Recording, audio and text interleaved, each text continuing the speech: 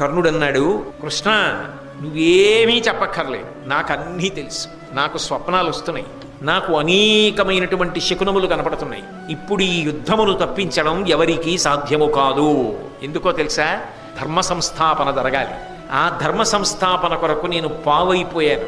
అందులో నేను దుష్ట చతుష్టయంలో ఒకటిగా మిగిలిపోయా. నా మనస్సు వేరొకటైనా నేనది జీవితంలో అలా చేసిన వాడనన్న కీర్తి ఇక నన్ను ముట్టదు. కానీ ఒక్కటి మాత్రం నిజం, ఆ యుద్ధంలో ఖచ్చితంగా గెలిచేటటువంటి వాడు మాత్రం ధర్మరాజు గారే. అందులో సందేహం లేదు. నేను చెప్తున్నా కృష్ణ, నువ్వు చెప్పక్కర్లేదు కృష్ణ, నాకు తెలుసు ధర్మం ఎక్కడ ఉంటుందో అక్కడ నువ్వు ఉంటావు, నువ్వు ఎక్కడ ఉంటుందో అక్కడ గెలుపుంటుంది. కాబట్టి ధర్మరాజు గెలుస్తాడు, పట్టాభిషేకం జరుగుతుంది, మేమందరం ఉత్తమ లోకాలు పొందుతాం, వీరస్వర్గం అలంకరిస్తాం, యుద్ధంలో పడిపోతాం. నువ్వు చెప్పక్కర్లా, నేనే చెప్పేస్తున్నా.